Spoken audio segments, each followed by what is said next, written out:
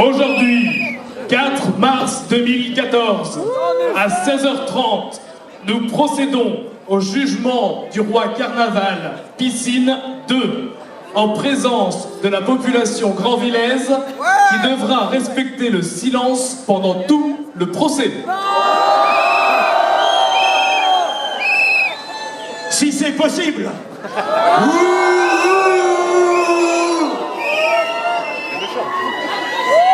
Maître, êtes-vous prête? Pensez-vous pouvoir enfin sauver votre client cette année? Évidemment, je n'ai jamais défendu que des innocents. Et je fais confiance à la justice de mon pays.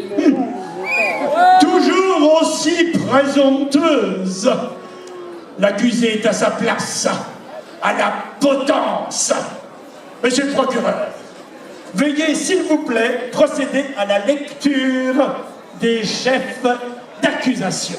Ou à mort! Silence! Et ça commence. Les Grandvillais sont incontrôlables. Ils ne perdent jamais une occasion d'ouvrir leur grande gueule. Ou à mort! Silence! Ou je vais précipiter tout le monde dans le bassin. Ça vous rafraîchira les idées et le reste.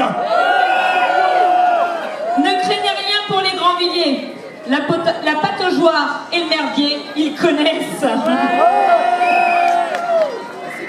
En cette année de grands chambardements et de grands renouvellements, nous procédons au jugement du roi Carnaval, Sa Majesté Piscine 2, roi du pataugeage, du merdouillage et de l'approximation.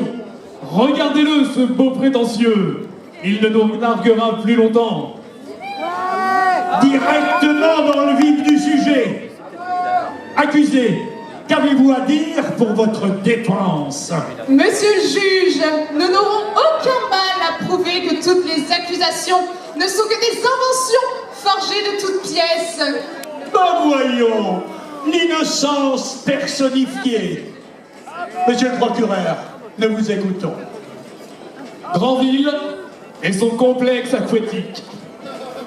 Encore une histoire d'eau? Et de gros sous. Et quand ce n'est pas les inondations, c'est le port.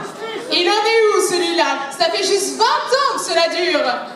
Et quand ce n'est pas le port, c'est la piscine. On patauge. Ce n'est pas Monaco, c'est Venise. Ouh, à mort, à mort!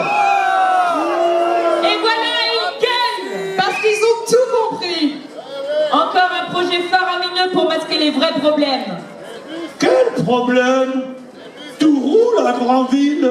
Oui, surtout les transports urbains. Après l'échec des taxibus. C'était pourtant un projet bien sympathique. Oui, mais qui ne pouvait pas prendre en compte les vrais besoins. On éloigne du centre-ville de nombreux services et on ne donne pas les moyens de s'y rendre. Que ce soit pour l'école de musique. Ou le pôle santé, par exemple. Il faut se débrouiller tout seul. Le Grandvillais peut bien user ses souliers. Et il y avait bien un projet de bus. Bien sûr, personne ne veut en assumer la charge. Trop cher pour la ville, Trop cher pour les entreprises. trop cher pour les usagers. Encore un projet mal ficelé. Encore un échec dont la municipalité se sert pour rejeter sa faute sur les autres. Mais on circule mieux à Grandville maintenant. Tu parles. Beaucoup de bruit pour pas grand-chose. La rue Roger-Marie est toujours aussi sinistre. Un vrai couche-gorge. Et les embouteillages ont juste changé de place.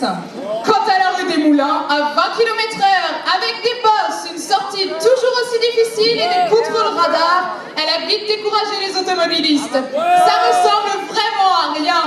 Ouh, à mort, à mort! Mais vous n'êtes jamais content.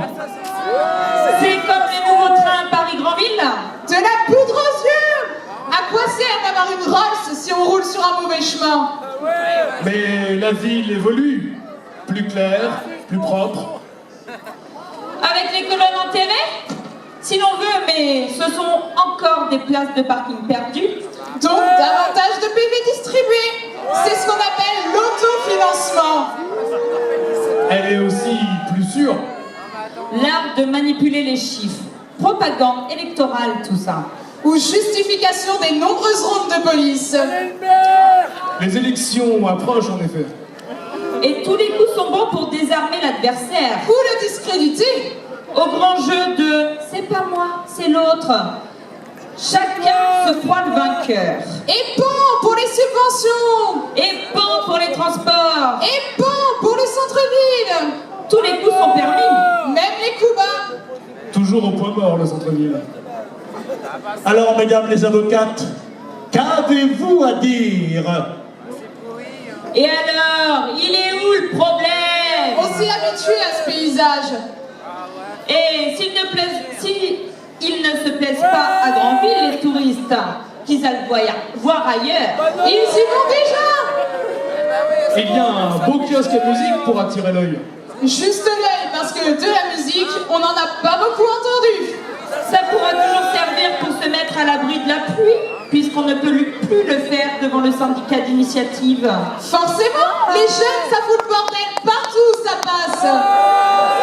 Un syndicat d'initiative grillagé, une association des commerçants dissoute, de nombreux commerces fermés, un centre-ville mutilé. Pas de quoi attirer les touristes.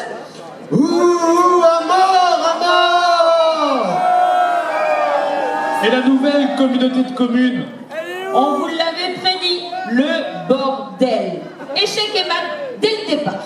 Granville, terre et mer. Tu parles d'un nom à la con. C'est pourtant le reflet des communes qui la composent. Justement, un amalgame difficile à réaliser.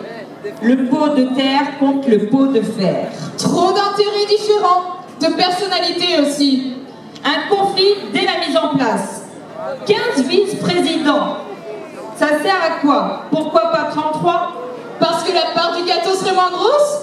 Et qui va financer tout ça? C'est vous les Granvillais, toujours bons à payer. Mais des projets sont déjà en cours. Oui, les subventions pour les manifestations culturelles. Et déjà la merde. Avec un architrou, la mer semble favorisée. Qu'est-ce que ce sera pour les projets sérieux? C'est-à-dire? De la merde. Inutile d'épiloguer là-dessus. Vous confinierez pas. Et du côté de la mer? Même là, tout n'est déjà pas rose en ce moment. La flottille des vieux gréements dissoute, le lys noir vendu, la gendarmerie nautique partie, le Strand Hugues en désespérance. Pas grave, on fera appel à l'aimable Grenot pour rétablir la situation.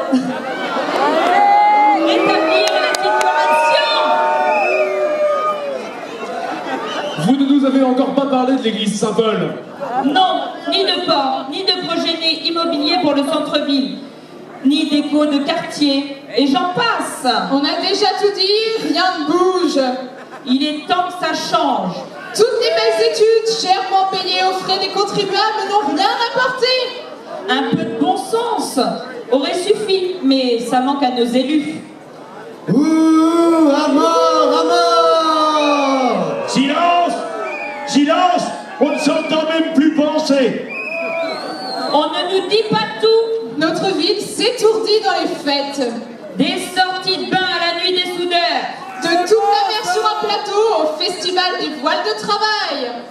De la fête de la musique à Jazambé. Quand les Granvillais s'amusent, les Granvillais boivent. Et quand il boit, s'il ouvre sa gueule, c'est pour chanter. C'est mieux, non? Mais ça fait travailler le commerce. Et l'hôpital pour traiter les cirrhoses et les gueules de bois maintenant qu'il n'y a plus la maternité. Ouh, à mort, à mort! Un peu de sérieux, messieurs. Et voilà, monsieur le juge, c'est le roi Carnaval et son implacable envie de foutre le bordel qui est responsable. Une fois de plus de tout ce merdier. Voyez ce qui arrive quand tu lui confies les clés de la ville pendant 5 jours seulement.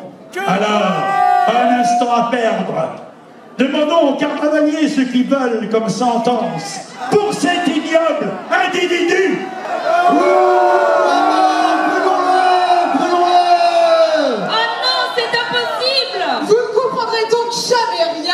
Oui, nous avons très bien compris que rien n'arrivera de bon avec cet individu.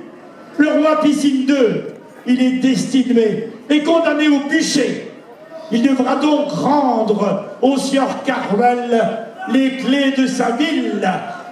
Qu'on brûle ce fauteur de troubles au milieu du bassin. Au bûcher.